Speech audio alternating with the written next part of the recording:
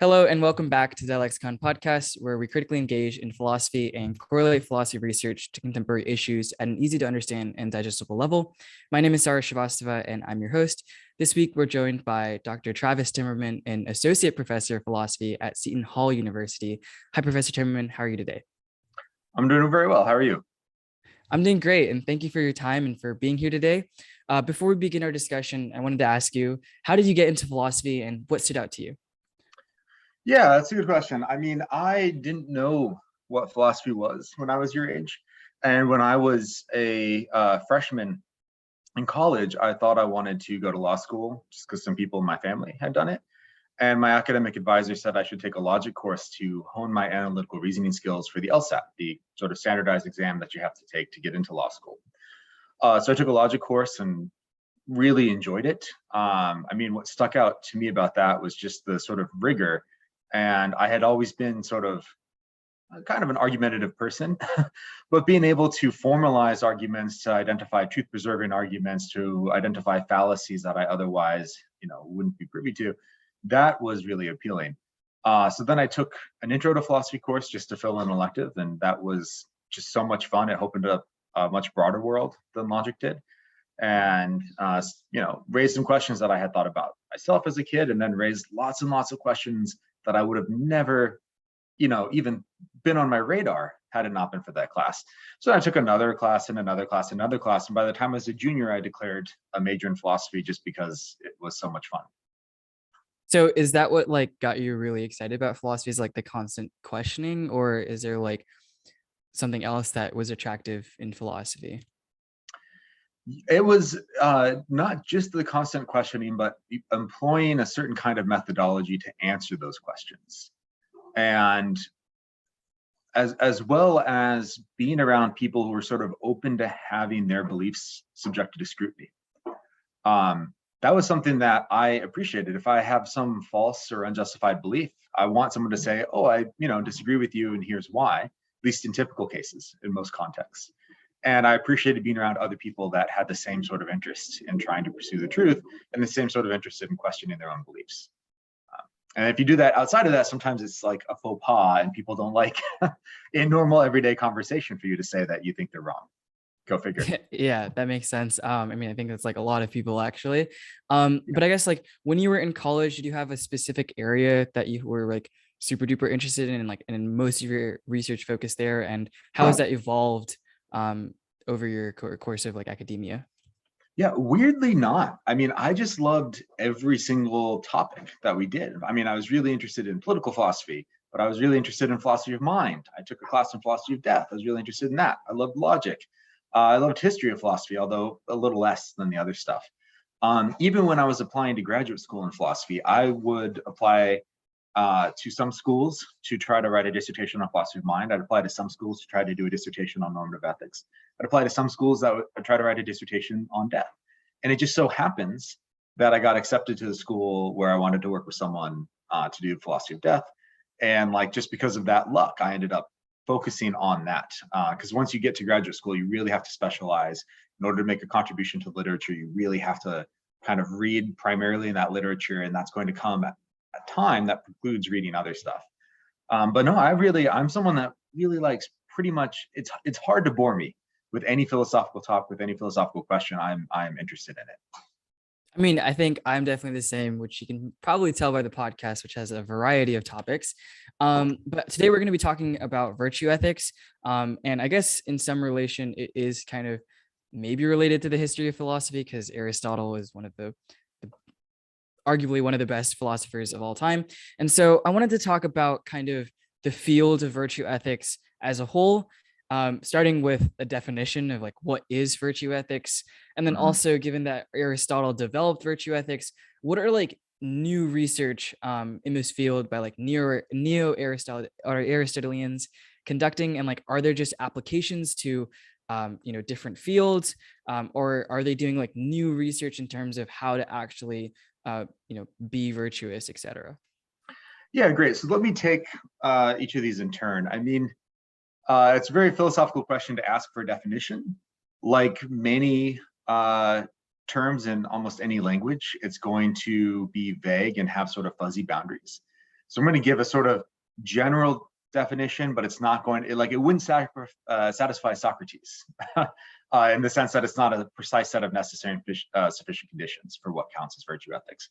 But I mean, virtue ethics, broadly construed, is considered one of the main normative ethical views, where normative ethics, roughly speaking, is concerned with the criteria for living a moral life.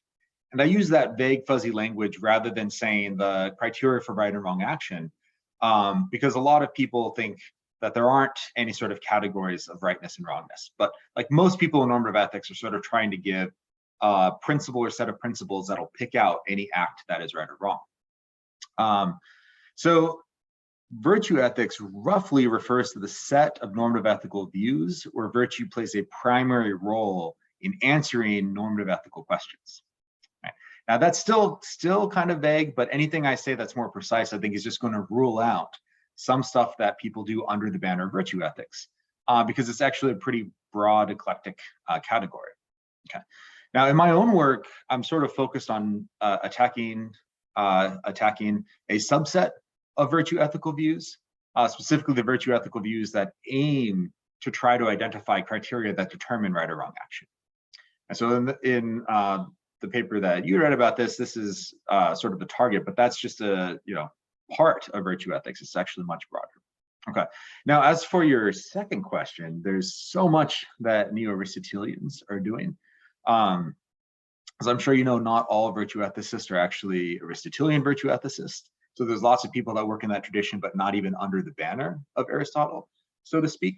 But those that do neo-Aristotelian stuff, I mean, some do historical work, kind of piecing together Aristotle's views about a range of subjects, trying to figure out what the historical Aristotle would think. Others are sort of interested in taking the parts of his view that are good and amending it or improving it in various ways. He wasn't infallible, made lots of mistakes. There was lots of stuff that wasn't developed. Applying that variation of his views to issues that he didn't directly address, maybe because they couldn't have been on his radar at that time, or thinking about virtues that maybe fall outside the range that he considered. So he thought there were really like 9 virtues: wisdom, prudence, justice, fortitude, courage, liberality, magnificence, magnanimity, and temperance. Right. So there's work like my colleague does, Dr. Denise Vigani writes about whether patience is a virtue. So there's ways to maybe expand the categories that we think of virtues. And some people think about metaphysical implications of his view, what sorts of truths ground others, how they fit together with other normative ethical views. That's something that I'm interested in. How the structure of Aristotle, the historical Aristotle's virtue ethics, differs from various contemporary neo-Aristotelian accounts, so we can sort of pinpoint the areas where they overlap and those where they come apart. I mean, really a whole lot more too. That's just a sort of small window into the range of stuff that neo-Aristotelians do. That's awesome. I mean, especially because, philosophy, like that idea of virtue ethics, has been around for a long time, but obviously there's certain cases that even Aristotle wouldn't have been able to predict or like talk about. I guess I'm curious, more so like right now, at least, on like this normative moral ethics, and like ethical view, like this normative ethical view, and kind of understanding if virtue ethics needs to answer every single ethical dilemma in order to be considered a normative ethical view. So like, what's the bright line, or what's the criteria for being placed as a normative ethical view? Yeah, that's a good question. So to answer your first question, no, it doesn't need to take a stance on what the correct or incorrect thing to do in every possible situation is in order to be considered a normative ethical view. I do think the extent to which virtue ethics fails to do that is an extent to which it's an incomplete view. But maybe the view is necessarily incomplete. In spite of being incomplete, it can have other virtues, so to speak, no pun intended. That means we should, all things considered, accept it over alternative views. I really think pretty much no view that's on offer is fully complete. They'll just sort of get closer to degrees of completeness, but they're all going to come up short in various ways. So no, it doesn't have to have that to be considered a normative ethical view. What does it have to be considered a normative ethical view? That's really tricky because there's no sort of consensus in the literature about what the precise necessary and sufficient conditions are for being a normative ethical view. I would personally just say any sort of ethical view that's interested in these broad questions about how to live a moral life, I would categorize that as normative ethics, as opposed to more applied ethics and as opposed to meta ethics. Whereas meta ethics is interested in metaphysical questions related to ethics, like what determines the truth of moral claims, or moral epistemology might fall under that category, broadly speaking. And applied ethics is interested in like very specific first order questions, like when, if ever, is abortion morally permissible. But anything that falls in between those two categories, I would be totally happy to call normative ethics. So in that scenario, I guess, like, because I was just learning about this, but utilitarianism, where like deciding between right or wrong in terms of, I guess, maximum amount of welfare or maximum amount of gain, positive gain versus negative gain, or yeah, is that like, would that also be considered a normative ethical view? Yeah, absolutely. Right. So utilitarianism is sort of a paradigmatic normative ethical view where the utilitarian's goal is to provide a principle. And that principle will tell you for any possible action that somebody could perform, whether that action is morally permissible or impermissible or supererogatory, which is to say morally permissible, going above and beyond the call of duty, or various other categories. And as you point out, like the kind of simplest, most standard form of utilitarianism says, at any point in time, you're morally obligated to perform the act available to you that'll produce more net welfare than any alternative act. And that's the simplest version of that. And that's distinct from virtue ethics, because virtue ethicists are not interested in giving such a precise formulation. They typically think it's impossible to distill the kind of criteria for right and wrong action down to such a simple formula. And to the extent that they do that, they try to give a formula that ties it to what a virtuous person would do in those or similar circumstances. And then a lot of the sort of complexity of the view is going to come out in what that particular virtue ethicist thinks a virtuous person would do, what the virtues are, how they balance against one another, and so on. So in many ways, it'll be much more sort of complex or messy than a utilitarian account would be. Right. I mean, I think that makes sense given the distinctions between the two theories. But I guess to kind of clarify a little bit more, what exactly does it, like, what exactly is a virtue, and like what does it mean to be virtuous? Like you said that a virtue ethicist might identify a virtuous person to do X, Y, Z, and that might determine whether or not you do X, Y, Z. But what exactly does it mean to be virtuous, and who decides that? Yeah, good. So a virtue is at base sort of a positive character trait, whereas character traits themselves can be positive, neutral, or negative. So it's sort of like a valenced, a certain type of valenced character trait. J.L.A. Garcia thinks of them as like complex character traits that consist of what he calls a mental response, which could be action or could not be action. It could be things like attitudes or beliefs.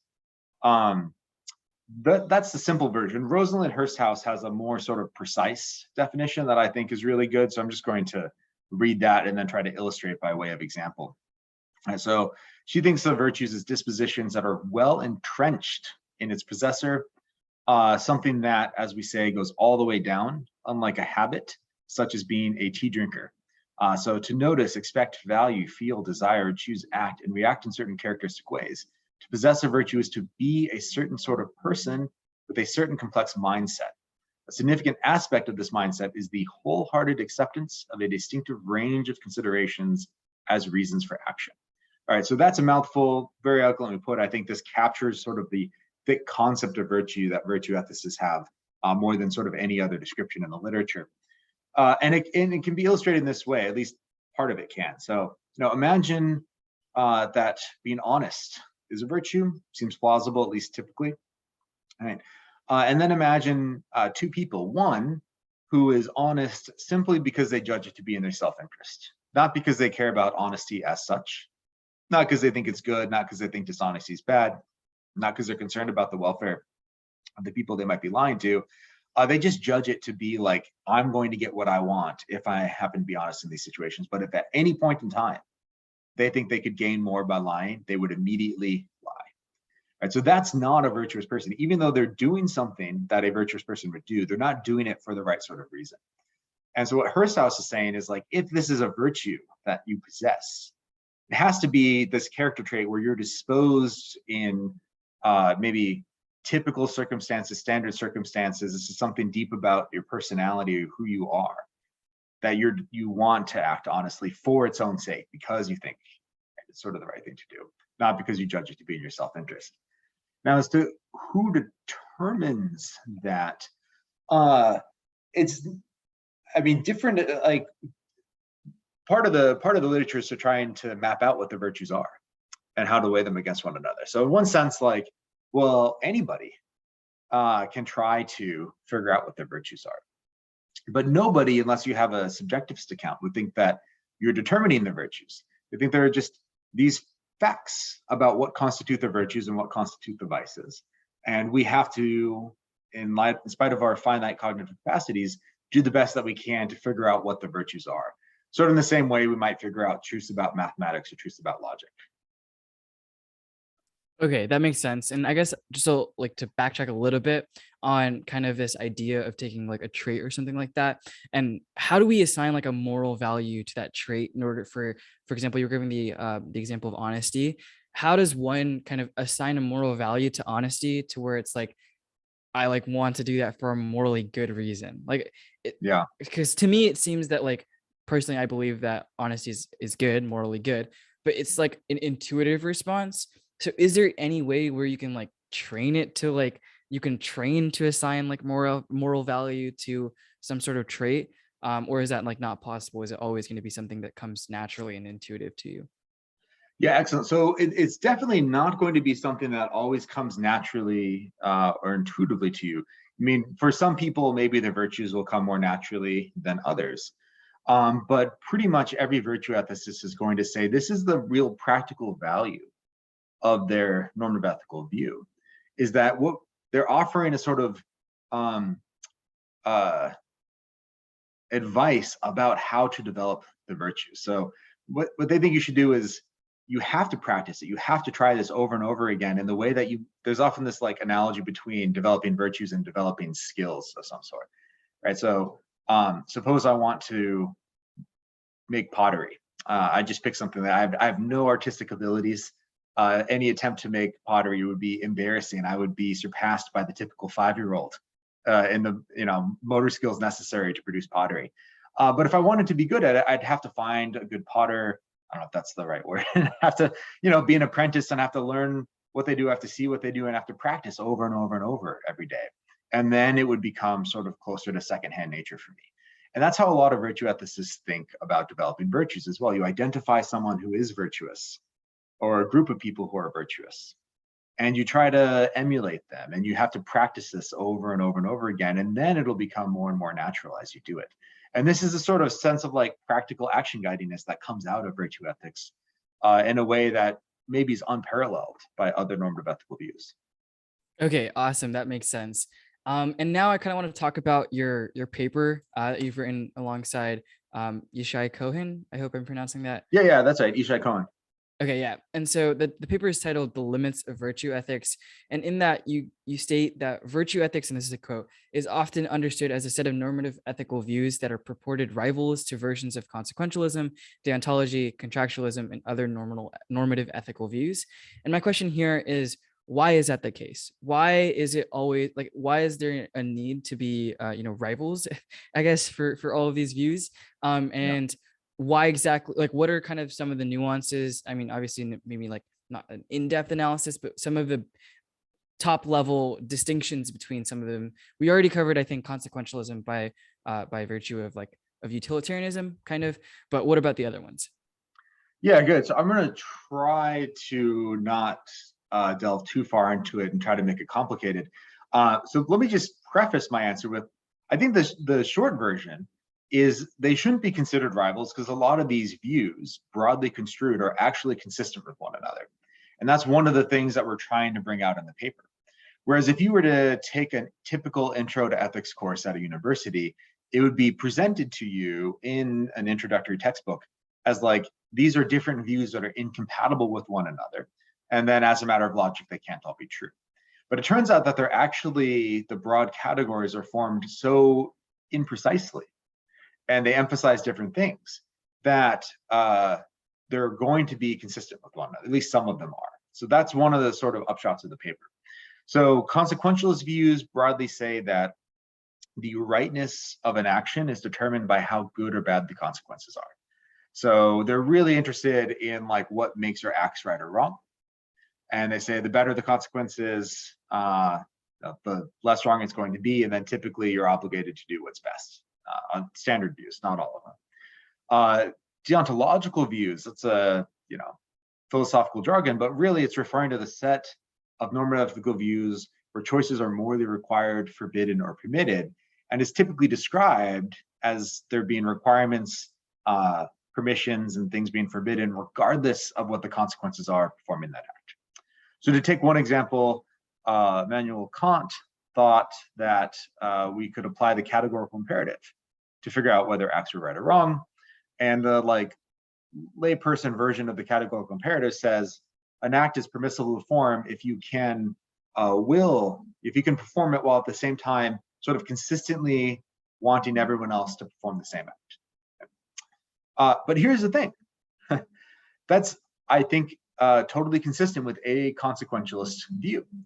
A consequentialist view that's Kantian in nature would say the consequences in which you act in accordance with the categorical imperative are better, necessarily, than the ones where you fail to act in accordance with the categorical imperative. So that's the ranking.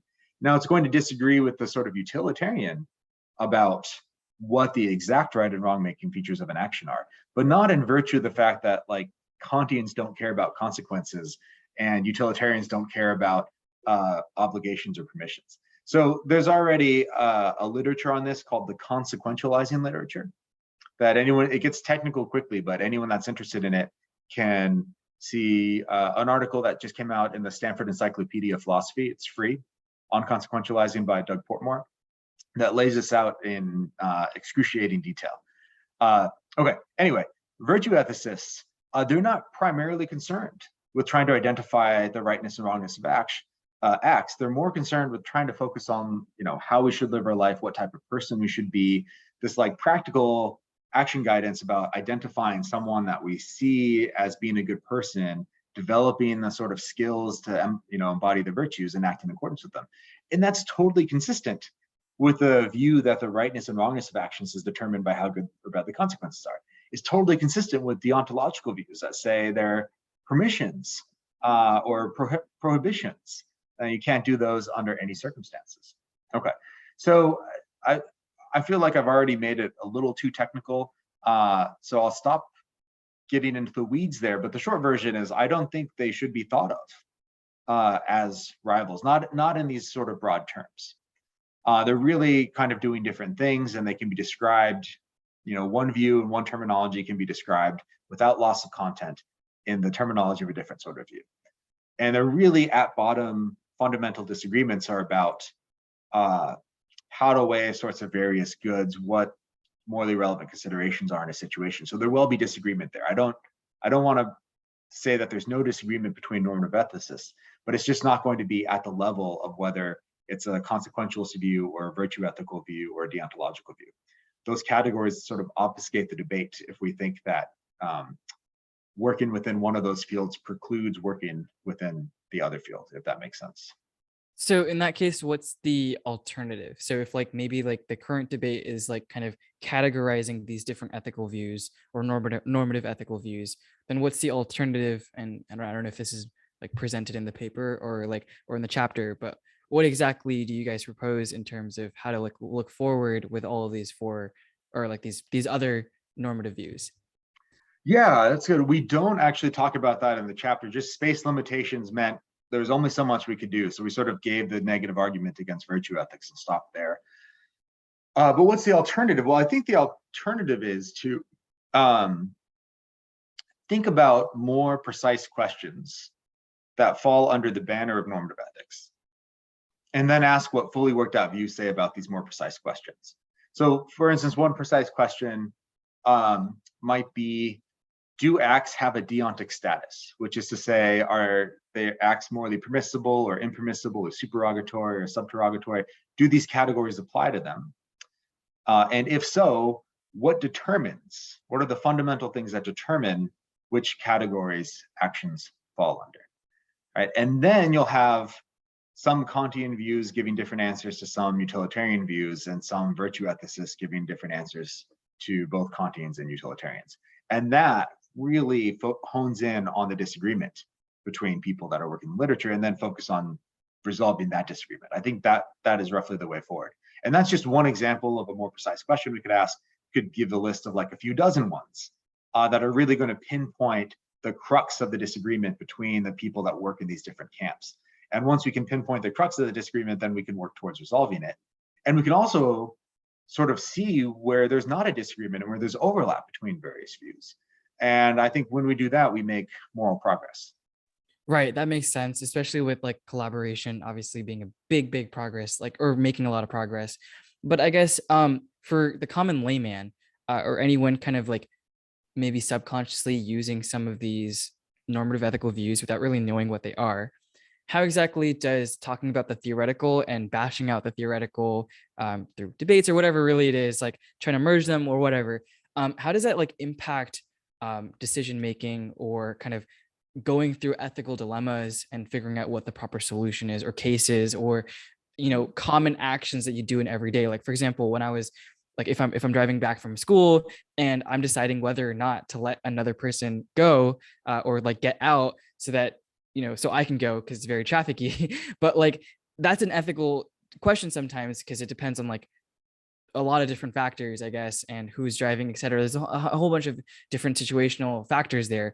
But how can the layman kind of take all of this in and use it maybe in their daily lives? Or is there even like a practical question that this is trying to solve? Yeah, I think there is a practical question. And then what individuals should do is going to be highly context sensitive, which is to say it's going to depend on various things, such as how much time they have to dedicate to this, what sorts of other commitments they have, what sorts of choices they face in their everyday life. The more high stakes the situation, the more time maybe they should dedicate to trying to resolve the disagreement. The less high stakes the situation, the more likely different views are to agree, and they might not need to do it. Even though I'm criticizing, in a sense, I'm criticizing virtue ethics in the paper that I co-authored with Ishai.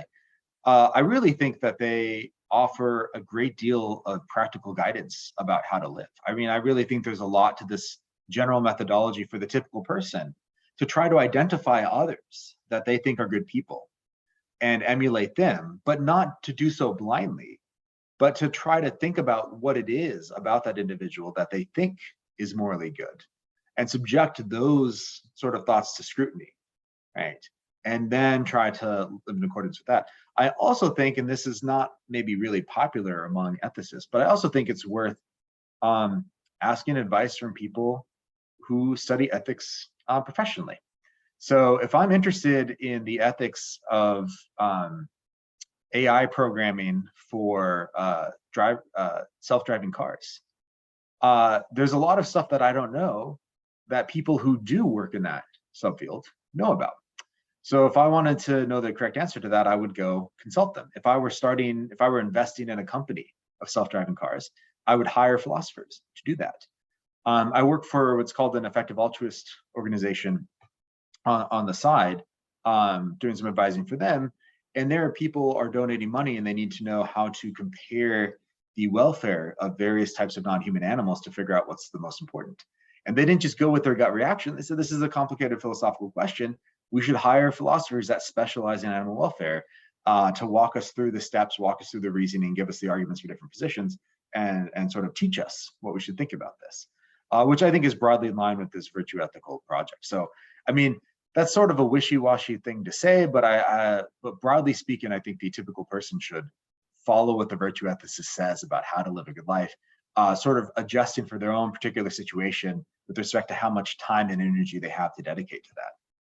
So in a way, is it almost like kind of experience based as well, right? Like we were talking earlier about the ways in which like consequentialist, decisions, that's like, I think almost a lot of actions in our day can be reduced down to some sort of consequentialist framework. But like those things in combination with virtue ethicists, kind of like sayings and stuff like that, and how to like build a better sense. So like, I guess this is not really a question, but what I'm trying to like say here is, or like ask about is the intersection between these two, right? So to me, it seems that virtue ethics is more about building the self and building how to have a good life, whereas consequentialism is almost framed as, or like as almost interpreted as a way of like actions, and how actions are decided, right? So how exactly does that kind of distinction work, where it's like virtue ethics is almost on like working on yourself and emulating these different things that you want to see in your own life, and consequentialism is like decisions that happen in split seconds, or decisions that happened, for example, like college, choosing what college to attend, that's a very consequentialist decision, right? So Mhm. how is there kind of like synergy between these two frameworks, in terms of daily actions, in terms of becoming a better person? Is it just, oh, let's refer to virtue ethics when we want to get better, and let's refer to consequentialism when we want to make split second decisions or something like that? Or is there like a need to combine these two, to figure out what you want to do? Yeah, I mean, I think in a sense there is a need to combine them in a bit more of a complex way. The standard utilitarian, which is a consequentialist, will have a view about what you should do when you have to make split-second decisions, right? So the utilitarian is trying to offer, it's called a criterion of right. They're trying to offer a formula that'll tell you for any possible action you could perform in any possible circumstance, anything. Here's what determines whether that action is right or wrong. And a practical issue with that is we often don't know how to rank the outcomes of different actions because we don't know what the consequences are going to be. And the consequential says, well, yes, of course, we're ignorant about these facts. So what we have to do is maximize expected utility. We're maximizing expected utility. We look at, relative to our evidence, the options available to us. And then relative to our evidence, how good or bad the outcomes would be, and relative to our evidence, how probable those outcomes would be if we were to perform the act in question. And then we try to give a sort of rough calculation to figure out what would be best. But sometimes we'll go wrong. And the consequentialists will say, well, that'll happen all the time, really, because we're so imperfect. Doesn't mean you're blameworthy, doesn't mean you could have done better. That's just sort of an unfortunate fact about there being this huge gap between what the normatively relevant facts are, what matters morally, and the ones that we actually are able in a position to know. Now, other consequentialists might not say this. I mean, I'm sort of partial to a consequentialist view, utilitarian-like, but not utilitarian for some technical reasons. I'm partial to saying the moral methodology of developing virtues that the virtue ethicists lay out is a valuable one to pursue, and that can totally be pursued consistently and in conjunction with adopting a consequentialist criterion of right action. And there's lots of ways to work out the details of that, and it will be pretty complicated, but I do think that can be done, and I think that's the best way to go. Okay, that makes sense. And I guess, is this what you were talking about when you say that there's like limits to virtue ethics? What was kind of like, what are the limits in virtue ethics, that you were describing in the paper? Yeah, well, so there's a couple of different things that we want to say in the paper, and here's the like broadest and quickest overview of that. As I mentioned earlier, virtue ethics will often be contrasted with these other normative ethical views as if it's a competitor to them. But it's not worked out in enough detail to actually be inconsistent with the set of all consequentialist views, or all deontological views, or all contractualist views. It'll be inconsistent with some of them, but there'll also be some consequentialist views that virtue ethics is completely consistent with. So it's not, so one thing that we want to say in the paper is it's not a like one or the other sort of thing. But the limit referred to this idea that virtue ethics is offering a importantly distinct way to identify the criteria of right action. Right? So they'll often say, well, we have an answer as to what you should do. We'll give a formula like the utilitarian will. Here's one that like Rosalind Hirschhaus gives. An action is right if and only if it's what a virtuous person would do, acting in character in those circumstances. That's just sort of a rough kind of quick version of it. Right? But that doesn't really answer the question. there's a question we can ask that parallels what was asked in the Euthyphro dialogue, which is, why is there this connection between right action and what a virtuous agent does? Is the fact that a virtuous agent does it, does that make it right? If so, then you have a sort of distinctive view here, but it seems very implausible. I would think not causing gratuitous suffering is the right thing to do because gratuitous suffering is bad, not because a virtuous person would not cause gratuitous suffering. But on the other hand, if you say, no, the facts about what's good or bad and what's right or wrong and what's virtuous and vicious, those are explanatorily prior to the virtuous agent's actions. In other words, the virtuous agent recognizes these facts and acts in accordance. If they say that, then they're not saying anything different that requires appealing to a virtuous agent. We can just do away with talking to the virtuous agent and say the exact same thing about ethics by just talking about whatever facts motivated the virtuous agent to behave the way that they did. And so then thought it's not, if you do that, we can talk in this language if we want to, but it's not really fundamentally a different view than a consequentialist analog that gives the same sort of moral verdicts. Okay, so basically, like a push for like decompartmentalizing, I guess, all of these, or decategorizing all of these normative ethical views, but then also kind of identifying how virtue ethics in some scenarios may not be the best approach, i.e. like this gratuitous suffering argument, or like example about how like looking to a virtuous person to identify that gratuitous suffering is bad is probably not the best way to handle that situation, right? Well, I wouldn't say it's not the best approach. It's just not fundamentally different when it comes to identifying what right and wrong actions is. Whereas virtue ethicists think that they're doing something fundamentally different than other people are when they're trying to identify. How is that not different if you're if you're giving your judgment based off of another person's judgment that you've identified to be great or virtuous? Yeah, well, because a utilitarian could say, well, you should also, like, the thing that determines what's right or wrong is whether an action maximizes utility. You want to figure out how to be a good person, go find a virtuous person and emulate them. And the virtuous person is someone that's disposed to maximizing utility. So they can say that, they can sort of parody that language and say the same thing. Or a Kantian can say, well, the virtuous person is one that acts in accordance with the categorical imperative often. That's in their nature. So you should go find someone that's, prone to performing acts that they can at the same time will as universal laws, and you should try to emulate them and figure out how they get motivated to do the right thing for the right reason. So like, I take what the virtue ethicist is saying as a good sort of like practical guidance for how to build moral character, but that's totally consistent with what other people in the normative ethics literature are doing. They can all adopt that. Now, that's not to say virtue ethicists don't have unique insights, or that they haven't given some really important practical guidance about how to do that other people haven't. They certainly have, but it's just not a fundamentally different view in the sense that it's like not different in kind than these other ethical views are. One last quick thing about this is part of the limit of what we say in the paper is that virtue ethicists often list a few different virtues. Some would adopt the unity of virtues, some list more. Sometimes the lists get very long, and there's derivative and non-derivative ones and so forth. But then when we're trying to decide how to act, we're going to face choices that are, to use a term in the literature, arithmetically mixed. So some actions will display some virtues and others will display different virtues. And then I have to know, how do I adjudicate between those? I know this one might show courage and temperance, and this one might show, patience and benevolence. And like, now what should I do? And virtue ethics is just not spelled out in enough detail to answer that question. So I want to say there, it falls very short in terms of being able to give you guidance about how to live in a way that, say, utilitarianism does not. Utilitarian says, well, here's a way to adjudicate, find the one that maximizes utility, and if they're both equally good with each other and better than alternatives, then you can pick either one. And there's nothing like that in virtue ethics.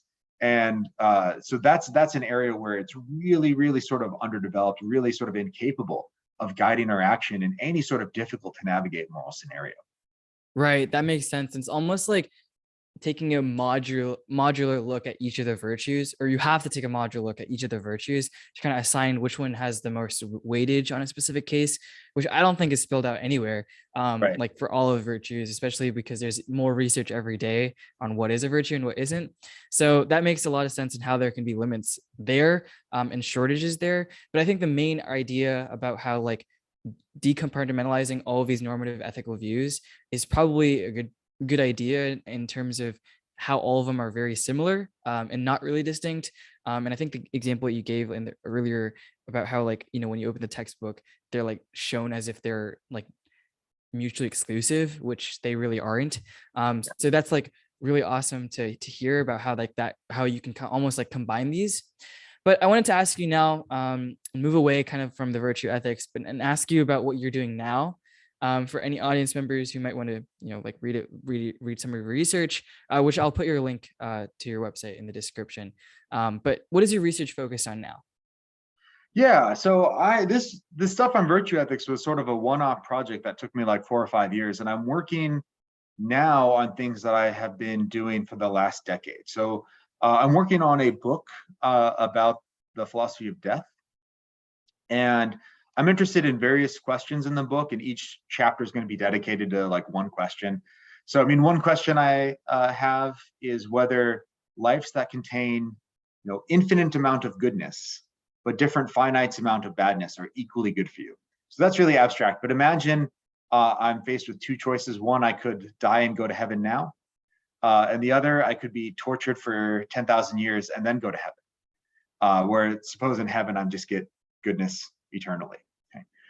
Most people think that the life where you're tortured first and then go to heaven is worse for you than the life in which you get heaven right away, even though both contain the same quantity of infinite goodness. And I want to argue that actually those lives would be equally good for you, even though they contain different amounts of finite badness. I'm interested in whether we should want to live forever. There's some people in the philosophy of death literature that think immortality would be necessarily bad for creatures like us, because we'd either get bored and not want to live anymore, or we would change so radically to stay entertained that we couldn't recognize our future selves in the way that we should care about. I'm interested in whether death would be bad for us if it results in us ceasing to exist forever, and sorts of puzzles that arise if you say yes to that. So I do want to argue that yes, it would be bad for us insofar as it prevents us from getting additional good things.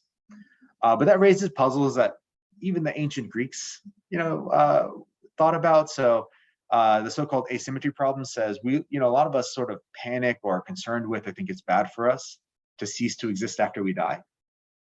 But none of us existed before we were born. Or I mean, maybe before we were born, but definitely not before we were conceived, right? But no one is up at night worrying about that or panicking about having not existed for a very long time. And there's this question about why we have these asymmetrical attitudes towards each type of non-existence. So I want to answer that. I'm interested in how we should feel about death if it's bad for us. So that's what that book's on. I'm also working on a collaborative interdisciplinary project about animal welfare and puzzles that arise when we try to compare the welfare of different types of non-human animals that are physiologically quite distinct. And you should think that those physiological differences are going to result in mental differences as well. So there's a question about like what the best and worst possible life is that various non-human animals can live, and how we compare the importance of that, not only to other non-human animals, but to humans as well. So that's what that book's on. And then lastly, I'm interested in some very esoteric stuff in the normative ethics literature called the actuals and possibilism debate. And the actuals and possibilism debate, put abstractly, is about the relationship between our free choices and our moral obligations. But the non-abstract way to put it is to just give a case that was first given by Holly Smith in the literature in the 1970s. Right, so suppose Professor Procrastinate has been invited to write a book review. And suppose that the best thing that she can do is accept the invitation to write the review and then write it on time. However, Professor Procrastinate procrastinates. So if she accepts the invitation, she will freely decide to not do it on time. And that would be the worst possible outcome. But the second best thing she could do is to just decline the invitation. So what that debate is concerned with, roughly construed, is given the fact that she would freely decline to write the review if she accepts the invitation, should she accept or decline? And actualists say she should decline, because what would actually happen if she declines is morally better than what would actually happen if she accepts. Better to decline than to accept and not do it. Whereas possibilists say, no, she's obligated to accept because it's part of the best thing that she can do over the course of her life. namely accept the invitation and then write the review. The fact that she's disposed to do wrong doesn't prevent her from incurring this obligation, right? So that debate gets very, very technical and very tricky, and it's very dry. But I find it immensely interesting, and I'm working on some papers related to that as well. That's awesome. I mean, there's an abundance of research there. Especially, I mean, like, I think 100% that's a very technical thing, or like the last kind of explanatory or like research that you're focusing on. But the philosophy of death sounds really, really interesting, in terms of asking so many kind of ethical questions that like almost like come up in daily thought, or maybe not daily thought, but they'll come up Yeah. sometime. And just kind of working through those questions seems really, really intriguing. So I'll leave a link down in the description to your website, and maybe your field papers as well, if I'm able to, with, there's going to be the research there, obviously. But that about wraps up our discussion today. Thanks so much for all of the discussion on virtue ethics and talking about what your research is focusing on now. I mean, I learned a lot, and I'm sure our audience did as well. Good. Thank you so much for having me. It was an absolute pleasure. I can say really quickly, I think all of the papers are available for free if they go to my website or Field Papers tab.